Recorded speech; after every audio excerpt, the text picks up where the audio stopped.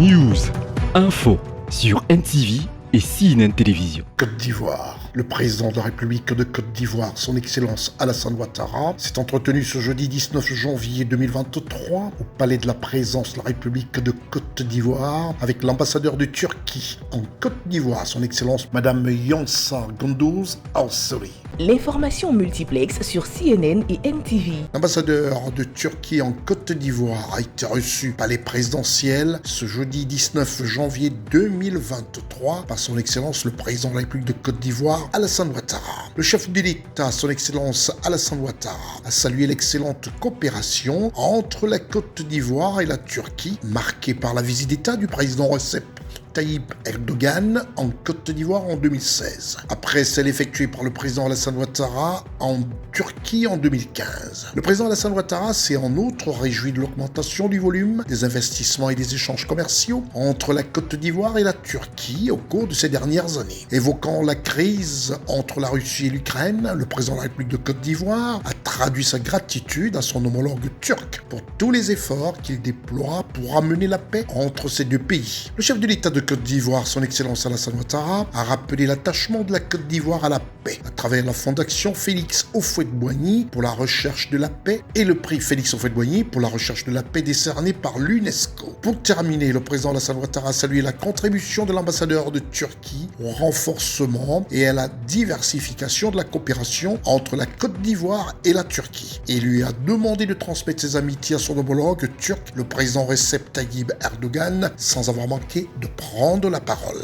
Je suis heureux de recevoir Madame l'ambassadeur de Turquie, un pays ami, qui est venu prendre congé de nous après pratiquement 4 années de mission. Et je voudrais dire à Madame l'ambassadeur combien nous sommes heureux des excellentes relations que nous avons avec le président Erdogan, qui est venu en visite d'État ici en 2016, après ma visite en Turquie en 2015. Et depuis lors, les investissements, le commerce ont connu un bond spectaculaire au cours de ces années. Je voudrais remercier Madame l'ambassadeur pour sa contribution. Elle a beaucoup fait pour faire avancer les différents dossiers, mais évidemment, sa mission prend fin et je souhaite que vous ayez non seulement une excellente année, un bon retour en Turquie et vous dire toute notre reconnaissance pour ce que vous avez fait et transmettez mes amitiés au président Erdogan. L'ambassadeur de Turquie en Côte d'Ivoire, son Excellence Madame Yonsa Gondouz Al-Seri, a pour sa part remercié le président Alassane Ouattara pour l'hospitalité et le soutien dont elle a bénéficié durant son séjour en Côte d'Ivoire. Elle s'est réjouie du dynamisme de la coopération entre la Côte d'Ivoire et la Turquie et a réitéré la volonté des entreprises turques de continuer à investir en Côte d'Ivoire. Je voudrais dire merci à l'État de Côte d'Ivoire.